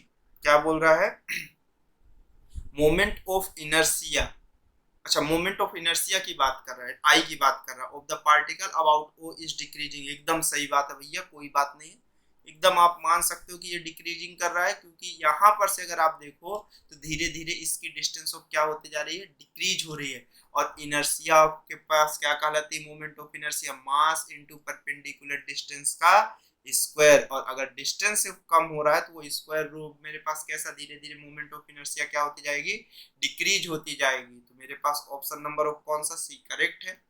उसके बाद कौन सा है, डी वाला of the angular velocity of the particle about O is increasing. तो एंगुलर वेलोसिटी ऑफ मेरे पास क्या होता है, omega is equal to of कितना होता है, वी बाय ऑफ आर। ये मेरे पास कैसा होता है, आर परपेंडिकुलर डिस्टेंस होता है, तो परपेंडिकुलर डिस्टेंस ऑफ मेरे पास हर पॉइंट पे आप देखो तो एंगल की वैल्यू ऑफ मेरे पास चेंज होती चली जाएगी। तो अब धीरे धीरे धीरे जैसे यहाँ पर आएगा ये डिस्टेंस ऑफ इधर होगा, अब धीरे धीरे वेलोसिटी के हम कौन से कंपोनेंट पे, अगर मैं यहाँ पर जाऊं तो ये परपेंडिकुलर डिस्टेंस आर ये आ जाए और वेलोसिटी ये आ जाए, वेलोसिटी की वैल्यू तब धीरे धीरे देखो जैसे ये है इस तरह से, अब ये धीरे धीरे धीरे धीरे ऐसे बढ़ते जाएगा, डिस्टेंस भी कम होते चली जा रही है, क्योंकि जितना ज्यादा डिस्टेंस ऑफ कम होती जा रही है और वेलोसिटी क्या होती जा रही है, बढ़ते जा रही है, तो एंगुलर वेलोसिटी ऑफ धीरे धीरे क्या हो रहा होगा, बढ़ रहा होगा। क्योंकि देखो धीरे धीरे वेलोसिटी तो ऐसे आते जा रही है, इस तरह से आप देखो धीरे धीरे ये नीचे चलते जा रहा है, वेलोसिटी ऑफ कैसे होते जा रही है, मेरे पास वेलोसिटी नीचे की डायरेक्शन पे जाते जाते बढ़ते जा रही है, और डिस्टेंस भी क्या होते जा रहा है, कम होते जा रहा है, तो एंगुलर वेलोसिटी धीरे धीरे क्या होती जाएगी, बढ़ती जाएगी। तो ऑप्शन नंबर ऑफ कौन सा करेक्ट हो जाएगा, डी वाला करेक्ट। तो सेवेंथ के तीन ऑप्शन करेक्ट है, ए सी डी। ठीक है, उसके बाद नेक्स्ट क्वेश्चन देखते हैं। चलिए नेक्स्ट क्वेश्चन क्या बोल रहा है, if a person sitting on A rotating stool with his hand outstretched suddenly lower his hand then kinetic energy will be increases।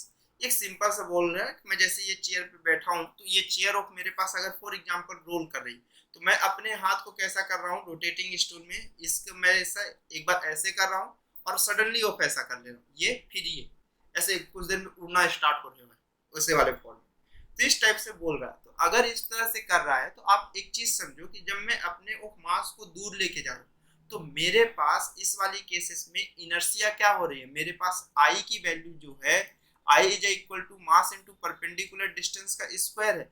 मास तो मेरी पूरी बॉडी का वही है बट डिस्टेंस क्या होते जा रहा है, बढ़ते चला जा रहा है। अगर डिस्टेंस बढ़ रहा है तो इनर्शिया क्या होते जा रही है, बढ़ते चली जा रही है। और ओमेगा की वैल्यू ऑफ मेरे पास कैसा होगा ओमेगा की वैल्यू ऑफ मेरे पास क्या होते जाएगी, डिक्रीज होती जाएगी। इस पूरे फॉर्मेट में मेरे पास कैसा होगा एक चीज आप समझो कि एंगुलर मोमेंटम कैसा होगा, कंजर्व होगा, क्योंकि मैं कोई भी एक्सटर्नल फोर्सेस नहीं लगा रहा हूँ, जो भी है मेरे बॉडी के अंदर का है। तो ये del L is equal to 0, तो L final is equal to L initial, मतलब आई इंटू ओमेगा का मल्टीप्लीकेशन मेरे पास यहाँ पर आई इनिशियल और ओमेगा इनिशियल, आई फाइनल और ओमेगा फाइनल का जो ये दोनों का मल्टीप्लिकेशन ये इक्वल होगा। ठीक है, तो यहाँ पर के हिसाब से अगर देखो तो आपके पास kinetic energy will be decreases. तो मेरे पास ऐसे कैसे कह सकता हूँ, मेरे पास तो यहाँ पर सो काइनेटिक एनर्जी की जो वैल्यू होती है वो कितनी होती है मेरे पास, आप देखते हो कि हाफ आई इंटू कौन सा होता है ओमेगा स्क्वायर। तो हाफ आई इंटू ओमेगा मैं मोमेंटम के फॉर्मेट में लिखना चाहता हूँ तो मेरे पास एंगुलर मोमेंटम के फॉर्मेट में कितना होता है ओमेगा। तो काइनेटिक ऑफ एनर्जी में ये तो हमेशा मेरे पास ये चीज देखने को मिलेगी कि 2ke is equal to of मेरे पास एंगुलर मोमेंटम इनटू ओमेगा। तो एल और ओमेगा तो मेरे पास ऑलवेज भी एंगुलर मोमेंटम कैसा है, कांस्टेंट ऑफ है। तो मेरे पास अगर ये कांस्टेंट है, इनर्शिया डिक्रीज हो रही है, तो मेरे पास काइनेटिक एनर्जी क्या हो रही होगी, काइनेटिक एनर्जी एक्चुअल में अब देखो अगर मैं अपने हाथ को ऐसा रखा हूं और यहाँ पर इनर्शिया कैसी है मेरे पास ज्यादा है, एंगुलर मोमेंटम जरूर मेरे पास कांस्टेंट है। अब मेरे पास एक person sitting on rotating stool with hand outstretched suddenly lower your his हाथ, मतलब वो अपने हाथ को ऐसे से कैसा कर लिया है, इस तरह से कर लिया है, मतलब इनर्शिया ऑफ मेरे पास क्या हो गई है इस वाली केसेस में, जैसे ही हाथ को नीचे करेगा तो इनर्शिया डिक्रीज हो जाएगी। यहाँ पर से आप देखो आई इज और ये मेरे पास कौन सा हो गया, ये I final is equal to omega final upon of omega initial. जब मेरे पास इनर्शिया डिक्रीज होगी तो ओमेगा ऑफ मेरे पास कैसा हो जाएगा, इंक्रीज करने लगेगा। और ओमेगा अगर इंक्रीज किया तो आई इंटू ओमेगा का जो मल्टीप्लीकेशन ये तो कांस्टेंट होगा, तो ये कांस्टेंट हो, अगर मैं अपने हाथ को नीचे कर लिया तो ओमेगा की वैल्यू मेरे पास बढ़ जाएगी, मतलब काइनेटिक एनर्जी बढ़ेगी ना कि क्या होगी, घटेगी। और बी वाला क्या है, moment of inertia will be decreases, एकदम अभी आप देखो कि मोमेंट ऑफ इनर्शिया डिक्रीज करेगा। Angular momentum will be increase, नहीं एंगुलर मोमेंटम तो कांस्टेंट हम देख चुके। Angular velocity will remains constant, नहीं एंगुलर वेलोसिटी इंक्रीज करेगी। जब हाथ को मैं ऐसे से ऐसे करूंगा तो एंगुलर वेलोसिटी क्या हो रही होगी, बढ़ रही होगी, क्योंकि ऐसे में इनर्शिया ज्यादा होगी, क्योंकि मास और परपेंडिकुलर डिस्टेंस ऑफ मेरे पास ज्यादा है। जैसे ही मैं ऐसे करूंगा तो मेरे पास क्या हो जाएगा, इनर्शिया कम हो जाएगा, एंगुलर वेलोसिटी क्या हो जाएगी, बढ़ जाएगी, क्योंकि inertia is inversely proportional of angular velocity है। और यही चीज तो आप देख रहे हो, अगर एंगुलर वेलोसिटी ऑफ मतलब सॉरी एंगुलर मोमेंटम कांस्टेंट रहेगा तो मेरे पास एंगुलर वेलोसिटी बढ़ जाएगी, और एंगुलर वेलोसिटी बढ़ेगी तो काइनेटिक एनर्जी बढ़ेगा ना कि घटेगा, जिसके कारण ऑप्शन ऑफ ए का रॉन्ग हो गया है। और उसके बाद कैसा, मोमेंट ऑफ इनर्शिया मेरे पास डिक्रीज होगी, तो ऑप्शन बी करेक्ट है, एंगुलर मोमेंटम विल इंक्रीज, नहीं कांस्टेंट है, तो सी वाला रॉन्ग है। डी वाले में क्या बोल रहा है, angular velocity will remains constant, तो एंगुलर वेलोसिटी कांस्टेंट नहीं है, एंगुलर मोमेंटम कांस्टेंट है, एंगुलर वेलोसिटी तो बढ़ रही है। तो ऑप्शन नंबर ऑफ जो 8 है वो रॉन्ग, मतलब 8 का जो फोर्थ वाला वो रॉन्ग है, सिर्फ एक ऑप्शन करेक्ट है, और वो ऑप्शन नंबर ऑफ कौन सा है, सेकंड, जिसको आप क्या बोल रहे हो, बी बोल रहे हो। ठीक है, फिर नेक्स्ट क्वेश्चन पे चलते हैं। नेक्स्ट क्वेश्चन पे क्या मैं बोल रहा है, a man spinning in free space changes the shape of his body, example by separating his arm और curling up, by doing this he can change his मतलब वो ये बोल रहा है कि मेरे पास क्या कर रहा है, अपने आर्म को ऐसा कर रहा है और फिर उसके बाद कर्ल कर ले रहा है किस डायरेक्शन में, अपर की डायरेक्शन पे, ऐसा बोल रहा है। तो doing this he can change his moment of inertia, एकदम मोमेंट ऑफ इनर्शिया भी पिछले ही क्वेश्चन जैसा है। अगर मेरे पास वो फ्री स्पेस में है तो अगर अपने पोजीशंस को चेंजेस कर रहा है, अगर मैं अपने हाथ को ऐसा ऐसा करूं तो मोमेंट ऑफ इनर्शिया चेंज ही होगा। और बोल रहा है कि एंगुलर मोमेंटम, तो अभी आप जस्ट देखो कि मेरे थ्रू ऑफ जो भी फोर्सेस है वो अप्लाई किया जा रहा है, एक्सटर्नल ऑफ कुछ भी नहीं है, तो बॉडी के टोटल ऑफ जो एंगुलर मोमेंटम होगा वो कंजर्व होगा।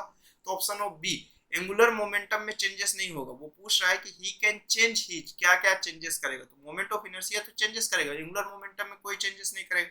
एंगुलर वेलोसिटी भी चेंजेस करेगा और एटलीस्ट रोटेशनल काइनेटिक एनर्जी भी चेंजेस करेगा, क्योंकि अभी ही आप देख के आए हो कि half I into omega square होता है, तो हाफ ये I into omega dot of omega लिख सकता हूँ, जहां से हाफ एल इंटू ओमेगा, इतना तो कांस्टेंट है बट ओमेगा तो चेंज हो रहा है। अगर ओमेगा चेंजेस हो रहा है तो काइनेटिक एनर्जी भी क्या हो रहा होगा, चेंजेस होगा।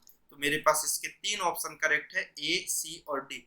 ये क्वेश्चन जबरदस्ती आपको जस्ट ऑफ प्रैक्टिस के लिए, पिछले क्वेश्चन को अगर आप देखो तो और इसको देखो तो सेम चीज है, उसमें तो थोड़ी बहुत कैलकुलेशन करके मैं दिखाया, उसमें कुछ भी नहीं दिखाया, उसी को एक्सप्लेन किया और यहाँ पर सीधे पुट कर दिया। ठीक है, तो 9th का मेरे पास कौन सा ऑप्शन करेक्ट है, ए, सी और कौन सा, डी। अब उसके बाद 10th वाले में चलते हैं। 10th में क्या बोल रहा है हमारे पास, a ring rolls without slipping on the ground, its centre C move with a constant speed u, p is any point on the ring. ठीक है, the speed of p with respect to the ground is v, ऐसा question पे कह रहा है। ठीक है, देखते हैं, एक रिंग है, क्या बोल रहा है मेरे पास, एक रिंग है इस तरह से, वो रोल कर रहा है विथआउट ऑफ स्लीपिंग किए हुए रोल कर रहा है ग्राउंड में। ठीक है, इट्स सेंटर सी जो है, इसका ये सेंटर सी है, वो कैसा हो मेरे पास, एक कांस्टेंट स्पीड के साथ वो मूव कर रहा है, जिसकी वैल्यूएशन ऑफ कितनी है, u। p is any point on the ring, किसी भी ऑफ पॉइंट ऑफ पे हो सकता है, p जो है वो रिंग के किसी भी पॉइंट पे है। The speed of p with respect to the ground is v है, तो वो ये बोल रहा है कि मेरे पास जो p है उसकी स्पीड ऑफ मेरे पास ग्राउंड के रिस्पेक्ट में v है। तो क्वेश्चन में ये बोल रहा है कि मेरे पास पहला ऑप्शन क्या बोला है कि जो v की वैल्यू है वो 2u से कम और 0 से ज्यादा। तो एक चीज आप समझो, अगर कोई बॉडी, अब मल्टीपल करेक्ट है तो चारों ऑप्शन करेक्ट देखना पड़ेगा, मुझे एक बार चेक करना पड़ेगा। अगर कोई बॉडी प्योर रोलिंग कर रहा है तो अगर आप समझो जिस पॉइंट पे वो ग्राउंड को टच कर रहा है उस पॉइंट की रिलेटिव वेलोसिटी ऑफ ग्राउंड के साथ कितनी होनी चाहिए, 0। अगर ये सेंटर ऑफ मास की वेलोसिटी u है तो ये भी u, और इस डायरेक्शन पे ये वेलोसिटी ओमेगा इंटू कितना होगा, r, तो u is equal to omega into r होगा। तो ग्राउंड पे जो इसकी स्पीड होगा रिलेटिवली, वो तो v की वैल्यू ऑफ, अगर ये पॉइंट p ग्राउंड पे आया तो मेरे पास ग्राउंड पे मेरे पास कितनी होगी, 0 होगी। और अगर इसके सबसे टॉप पॉइंट की बात करूं तो मेरे पास ये चीज आप देखो कि बॉडी ऑफ कुछ इस तरह से ऑफ रोल कर रहा होगा। ठीक है, तो आप ये समझो इस पॉइंट पे मेरे पास इसका centre of mass translation plus of rotation दिखा रहा होगा, तो ट्रांसलेशन पे ये भी मेरे पास u होगा, ये भी u होगा और नीचे का भी u होगा। और अगर ये रोल ऑफ कर रहा है तो इस पॉइंट की जो वेलोसिटी ऑफ दिखेगी इस पॉइंट ऑफ में मेरे पास ये कितनी दिख रही होगी, ओमेगा इंटू आर, और ओमेगा इंटू आर की वैल्यू u के इक्वल है, तो u प्लस ऑफ कितना हो जाएगा ये मेरे पास, अब translation plus of rotation u plus of w of r put करोगे तो u प्लस ऑफ कौन सा हुआ, u, जिसकी वैल्यू कितना हो गया, 2u। तो मतलब जो v की वैल्यू है वो लेस देन और इक्वल टू ऑफ कितना हो सकती है, 2u, अगर हाईएस्ट पॉइंट पे है। और मेरे पास ऐसा हमेशा ये कैसा हो सकता है, ग्रेटर देन या इक्वल टू ऑफ 0 होगा जब लोवेस्ट ऑफ पोजीशन पे होगा। तो 10th का ऑप्शन नंबर ऑफ ए तो कैसा है, करेक्ट। ठीक है, क्योंकि p ऑफ कोई भी पॉइंट हो सकता है। अब क्या बोल रहा है कि b वाले में क्या बोल रहा है, v is equal to u if cp is horizontal, क्या बोल रहा है मेरे पास, अब ऐसा बोल रहा है u, v जो है वो u के इक्वल है जब मेरे पास कैसा है, यहाँ पर ये बोल रहा है कि u ऑफ मेरे पास कैसा है, सॉरी v कैसा है, u के इक्वल है जब cp कैसा है, p इज हॉरिजॉन्टल, मतलब अगर ये सेंटर ऑफ है वो p को ऐसे हॉरिजॉन्टल ऑफ कंसीडर कर रहा है, तो ये बोल रहा है कि इस पॉइंट की जो वेलोसिटी है, सॉरी वेलोसिटी नहीं बोल रहा, स्पीड बोल रहा है, स्पीड जो वो v के इक्वल है नहीं। अगर मैं इसको ICR से सॉल्व कर देता हूँ डायरेक्टली, आपको मालूम है कि ये डिस्टेंस ऑफ r है और यहाँ तक की डिस्टेंस ऑफ r है। अगर इसकी परपेंडिकुलर ऑफ डिस्टेंस ऑफ देखें तो मेरे पास ये कितनी होगी, स्क्वायर रूट 2r। इसके रिस्पेक्ट में पूरी body angular velocity of omega कर रही होगी, तो ये मेरे पास इस डायरेक्शन में आ जाएगा omega cross of square root 2r। और ओमेगा की वैल्यू अगर मैं यहाँ से देखूँ तो u बाई ऑफ कितना हुआ r, और यहाँ पे वैल्यू ऑफ पुट किया तो ये u by of r into of square root 2r हुआ, और कैंसिल आउट हो गया तो u इंटू स्क्वायर रूट 2। तो पॉइंट ऑफ p की वेलोसिटी v के इक्वल तो नहीं होने वाली, ये हमेशा ऑफ किसके इक्वल होगी, मेरे पास u इंटू स्क्वायर रूट 2। अगर जो मेरे पास cp जो है वो हॉरिजॉन्टल हो जाए, ऐसे प्लेन की डायरेक्शंस पे चला जाए, तो b वाला तो गलत है। c वाला क्या बोल रहा है कि v is equal to u if cp make an angle of 30 degree with the horizontal and P is below the horizontal level of C।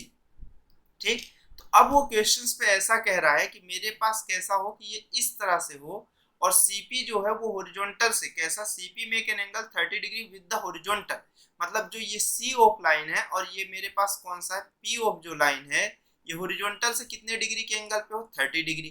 तो ये लाइन भी ऑफ मेरे पास R के इक्वल होगी और ये लाइन भी ऑफ R के इक्वल होगी, और ये डिग्री ऑफ कितना हो जाएगा 60। तो यहाँ से एक लाइन ऑफ जाए जो कि इस तरह से ऑफ दिखेगी। ठीक है, तो अगर आप देखो तो थीटा इज इक्वल टू आप कितना कहते हो, आर्क अपॉन ऑफ रेडियस। यहाँ तक ऑफ देखो, अगर आपके पास ये आर है ये आर है, तो ये वैल्यूएशंस की बात वो कर रहा है, तो ये वैल्यू ऑफ कितनी होगी, आपको ये देखना है कि मेरे पास अगर ये 30 डिग्री था, अगर ये 60 डिग्री है और ये आर है, तो मेरे पास ये वैल्यूएशंस ऑफ कितनी होगी। तो अगर ये परपेंडिकुलर ऑफ जा रहा है तो ये चीज आप कह सकते हो कि मेरे पास अगर ये आर है ये आर है, तो ये वैल्यूएशंस ऑफ कितनी होनी चाहिए, हाइपोटेनस ऑफ वाले फॉर्मेट से या किस वाले फॉर्मेट से आप सॉल्व करोगे तो इसकी वैल्यू ऑफ कितनी आनी चाहिए। इसकी वैल्यूएशंस ऑफ अगर मैं यहाँ से देखूं तो यहाँ से एक परपेंडिकुलर ऑफ लाइन निकालूं, या फिर आपको ये चीज नहीं समझ में आ रही तो आप यहाँ पर से ना जाके इस वाले फॉर्मेट को आईसीआर के सिवा और दूसरे अप्रोच से भी सॉल्व करके दिखा देता हूँ आपको।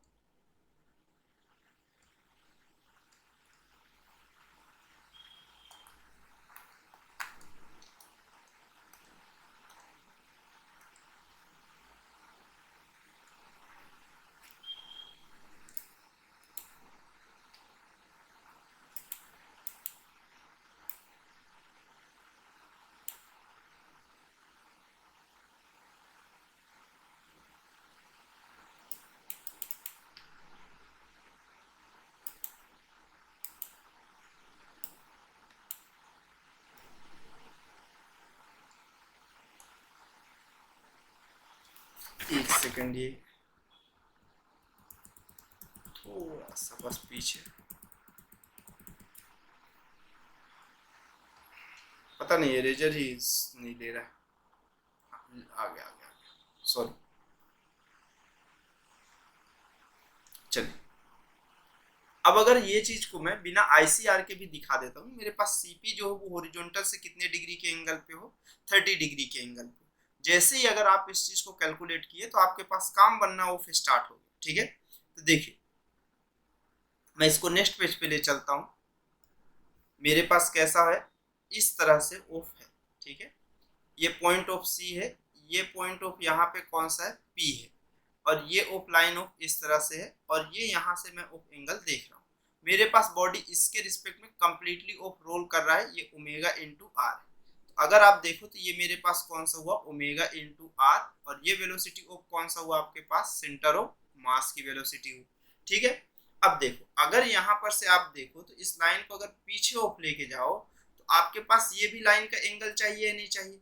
अगर आप यहाँ पर से देखो तो आपको ये लाइन का ऑफ एंगल कितना दिखेगा कि ये वीसी ऑफ की वैल्यू ऑफ कितना होगा, ये 30 डिग्री ऑफ था, तो यहाँ पे आपके पास लगभग ऑफ कितना दिखना चाहिए, 150 दिखना चाहिए।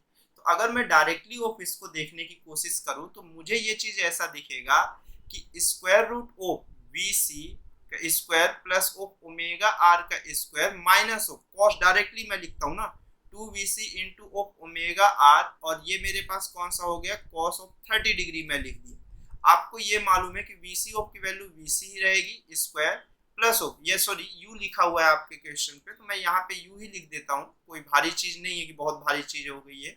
ये u का square plus of omega are का स्क्वायर मतलब ये पूरा ऑफ का स्क्वायर है, तो ये भी कितना होगा u का स्क्वायर, क्योंकि बॉडी प्योर रोल कर रही है। माइनस ऑफ 2u का स्क्वायर, और cos 30 की वैल्यू आप कितना लिखते हो, स्क्वायर रूट 3/2 लिखते हो। तो वो कहाँ से देख रहे हो, यहाँ से हॉरिजॉन्टल से 30 डिग्री है भाई साहब, आपको ये एंगल तो 60 डिग्री है। अगर ये 60 डिग्री है तो आप देखो कि आपके पास ये एंगल जो बचेगा ये 120 डिग्री रहेगा। कितना डिग्री रहेगा, 120 डिग्री रहेगा। तो अगर ये 120 डिग्री रहा तो मेरे पास ये कितना हो गया 60, और ये मेरे पास यहाँ पर से जो वैल्यूएशन आएगी ये कितनी हो जाएगी मेरे पास, ये कितना हो जाएगा cos 60 डिग्री। तो cos 60 डिग्री की वैल्यू हमारे पास कितनी हो जाएगी 1/2 हो जाएगी। कितनी हो जाएगी 1/2। ये कैंसिल आउट हुआ तो ये मेरे पास कितना हो गया, ये 2u² माइनस ऑफ u² हो गया। तो इसको मैं कितना लिख सकता हूँ, u² का स्क्वायर रूट मतलब ऑफ u हो गया। तो ये कंफर्म बात है। मैं इसको अभी दिखाता हूँ ये एंगल कैसे रहेगा, बस इसके बाद ऑफ वाले फॉर्मेट में मैं आपको रिप्रेजेंट करके दिखा दूंगा इस चीज को रब करके कि ये कैसे ऑफ होता है। ठीक है, तो अगर मैं यहाँ पर देखा तो मेरे पास ये भी दिखा कि सी वाला ऑफ ऑप्शन कैसा है, करेक्ट है। और डी वाला क्या बोला, v is equal to square root 2u if cp is horizontal. c और p अगर हॉरिजॉन्टल है तो मेरे पास ये value of square root of कितना होगा, स्क्वायर रूट 2u। ये option number of D correct है। ये तो हमने इससे पहले ही देख चुका था, जब बी के लिए देखा तो इसका ऑप्शन ऑफ कौन सा सही है, 3 ऑप्शन सही है, ए सी और डी। ठीक है, अब देखिए मैं थोड़ा सा आपको इस फॉर्मेट में लेके आता हूँ। ठीक है, इस वाले फॉर्मेट को मैं एक बार ड्राइव करके दिखाता हूँ आपको ये कैसा ऑफ होता है, तो वहां पर ऑफ को समझ में आ गया होगा। तो मैं इसे थोड़ा सा इरेज कर देता हूँ, आपको ये चीज को ऐसा ऑफ इरेज करके आपको दिखाता हूँ। वापस मैं दिखा रहा हूँ पूरा चीज एकदम टाइम लेके दिखा रहा हूँ, ताकि आप में से अगर किसी को ये चीज मालूम होगी तो आप वहीं पर वीडियो ऑफ कट कर सकते हो, और जिसको नहीं मालूम है आप ये पूरा देख सकते हो कि ये कैसा होगा। ठीक है, देखिए अगर मैं इस चीज को इस तरह से ऑफ ले रहा हूँ ऐसा कुछ, ठीक है, आपको ये चीज मालूम है कि मेरे पास ये वैल्यू ऑफ लाइन ऐसी है, और दूसरा ये बोला कि हॉरिजॉन्टल से ऑफ एंगल कितना है इसका 30 डिग्री, और ये लाइन ऑफ यहाँ से कुछ परपेंडिकुलर है तो ये एंगल ऑफ कितना है 60 डिग्री। मन है तो बोलिए आपको आईसीआर से दिखा देते हैं, और नहीं है तो आपको बिना आईसीआर के भी आप देख सकते हो। ठीक है, अब देखिए अब ये लाइन कुछ इस तरह से दिख रही है। मैं पहले डायरेक्टली आपको आईसीआर से ही दिखाने की कोशिश करता हूँ। ठीक है, ये लाइन कुछ इस तरह से दिख रही है, ये एंगल ऑफ कितना डिग्री है 60 डिग्री। एक लाइन ऑफ यहां से ज्वाइन करते हुए यहां से मुझे दिख रहा है। ठीक, ये लेंथ ऑफ आर है, और ये लेंथ ऑफ मेरे पास कितना है आर है, क्योंकि ये लेंथ भी आर होगा और ये लेंथ भी ऑफ कितना होगा मेरे पास आर होगा। तो आपको मालूम है कि किसी भी ऑफ ट्रायंगल में अगर मान के चलो अगर ये दो साइड्स ऑफ सेम है तो उसके दो एंगल भी सेम होंगे। अगर ये 60 हो गया, किसी दूसरे को मैं 60 ले लिया, तो ये कंफर्म बात है कि वो भी एंगल ऑफ मेरे पास कितना हो जाएगा, आंख बंद करके वो 60 लेना पड़ेगा। तो हमेशा अगर ये आ रहा है ये आ रहा है तो मेरे पास ये एंगल भी x होगा और ये एंगल भी कितना होगा x होगा। तो अगर मैं यहाँ से काउंटिंग ऑफ करना स्टार्ट करूँ कि ये भी x है और ये भी x है, तो आपको ये मालूम है कि एक ट्रायंगल के टोटल ऑफ एंगल का समेशन ऑफ कितना होना है 180 डिग्री। तो 180 डिग्री ऑफ मेरे पास कितना 2x प्लस ऑफ 60 की जो वैल्यू होगी 180 के इक्वल होगी। तो 2x is equal to of मेरे पास 180 माइनस ऑफ 60 कितना हो जाएगा, 180 में से ऑफ 60 जाएगा तो कितना हो जाएगा आपके पास, यहाँ पर आप सब्सट्रैक्ट ऑफ करके देख सकते हो कि ये वैल्यूएशन ऑफ कितनी होगी। ठीक है, तो आप देखो यहाँ पर से आपको जैसे ही दिखेगा तो ये 120 के आसपास दिखेगा। तो x की वैल्यू आंख बंद करके अब आपको मजबूरी में 60 लेनी पड़ेगी। मतलब अगर ये तीनों एंगल सेम हो गए तो आप ये कह सकते हो कि ये रेडियस ऑफ कितना होगा मेरे पास, ये भी डिस्टेंस ऑफ कितनी होगी r के इक्वल होगी। अगर मैं यहाँ से ICR ऑफ अप्लाई किया इस पॉइंट से, तो अब आप देखो मेरे पास यहाँ पर से बॉडी ऑफ ऐसा ऑफ ओमेगा इंटू आर है, तो यहाँ पर एक परपेंडिकुलर ऑफ वेलोसिटी होगी ओमेगा इंटू आर। तो ओमेगा की वैल्यू ऑफ आप पीछे देखो जाके, ओमेगा की वैल्यू आपको दिखेगी यहाँ पर कितना है मेरे पास, omega is equal to U by of R. अब जैसे मैं पुट कर दिया यहाँ पर वैल्यू, आपको ये दिख जाएगा कि ओमेगा की वैल्यू ऑफ कितना हुआ u by of r into r, और ये आर आर कैंसिल और ये डायरेक्टली ऑफ यू। ये तो आईसीआर से हुआ।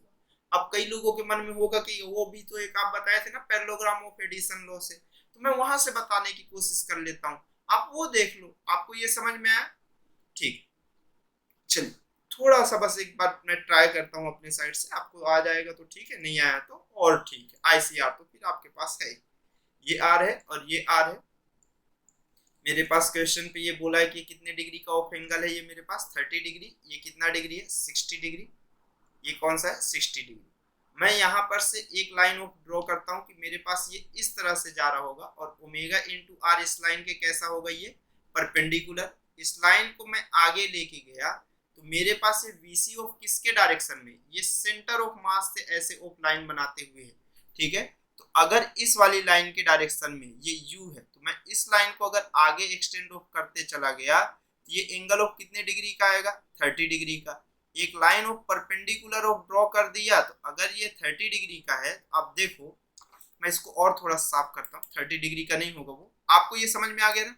मैं इसको थोड़ा सा रफ करता हुआ चलता हूँ, ICR वाला कॉन्सेप्ट समझ में आ गया, बहुत बढ़िया। अब देखिए ये बिना ICR के फॉर्मेट का बता रहा हूँ, ठीक है। जब मैं सेंटर ऑफ मास से लेके चलूँ, ये लेंथ ऑफ मेरे पास यहाँ तक R है। क्वेश्चन में बोला है कि P पॉइंट तक का ऑफ जो है एंगल, ये P पॉइंट तक के लिए जो एंगल ऑफ है मेरे पास, ये वैल्यूएशंस ऑफ मेरे पास कितनी है क्वेश्चंस के हिसाब से, ये पॉइंट ऑफ P है और ये पॉइंट ऑफ सेंटर ऑफ मास से, ये दोनों के बीच का जो एंगल हॉरिजॉन्टल से 30 डिग्री, ठीक है। एक लाइन ऑफ 30 डिग्री है, मतलब मैं यहाँ से एक ओमेगा इंटू आर ऐसा ड्रॉ कर लूँ और VC ऑफ कुछ इस तरह से ड्रॉ कर लूँ। अगर मैं इस लाइन को पीछे लेके जाऊं तो ये मेरे पास सेंटर ऑफ मास वाली इस लाइन के कैसा है, परपेंडिकुलर है, इस तरह से है, कुछ परपेंडिकुलर सा दिखेगा, ठीक है। अब अगर मैं इस चीज को ऐसा सेंटर ऑफ मास से लेते हुए चल रहा हूं और इस लाइन को ऐसे मैं पीछे लेके चलूं तो आपको ये दिखेगा कि ये एंगल कितने डिग्री का है 30 डिग्री का है। और ये बचा हुआ एंगल जो है, ये लाइन ऑफ जो चल रही होगी मेरे पास इस लाइन के कैसा होगा 90 डिग्री होगा। तो आप बताओ 90 प्लस ऑफ 30 कितना हो गया 20 डिग्री। तो आपको ये चीज दिखा कि VC और ओमेगा आर के बीच का एंगल कितना है 120। तो आप जानते हो कि जब दो पैरेललोग्राम में ऑफ मेरे पास AB वेक्टर का मॉडुलस ऑफ निकालते तो आप लिखते हो A square plus B square plus of 2AB into दोनों के बीच का एंगल। और अगर मैं यहाँ से देखूं तो मैं ऐसा लिख सकता हूँ VC का square plus of omega are का square plus of 2VC into omega R, और ये मेरे पास कौन सा हुआ कॉस थीटा के बीच का 90 प्लस ऑफ 30 कितना हो जाएगा मेरे पास, ये 120 डिग्री हो जाएगा। और अगला कौन सा हुआ VC का square plus of omega square r square plus of 2VC into omega r cos 120 को मैं कितना लिख सकता हूँ माइनस कॉस 120 लिख सकता हूँ। इसको आप चाहो तो आप ऐसे लिख सकते हो कॉस 90 माइनस ऑफ कितना 90 माइनस ऑफ लिखोगे या नहीं, मैं 180 माइनस ऑफ लिख देता हूँ, वो मेरे पास चेंज नहीं होगा क्योंकि मैं मुझे याद है वो 180 उसमें लिखा था ना, क्या बोलते हैं 90 प्लस ऑफ 30 लिखने से बेटर है मैं 180 माइनस ऑफ कितना लिख देता हूँ 60, वो कॉस के फॉर्मेट में लिखा था। तो ये मेरे पास कितना होता है माइनस कॉस 60 हो जाएगा, माइनस कॉस ये कितना हो जाएगा कॉस 60 डिग्री। तो यहाँ से अब मैं लिखा था, आप अब इतनी चीजें समझ सकते हो, मैं दोनों अप्रोच से बता दिया, एक बार मन है तो पैरेललोग्राम से, नहीं तो मन है इससे, ठीक है। आई होप आपको यहाँ तक समझा होगा। Okay, thanks for watching.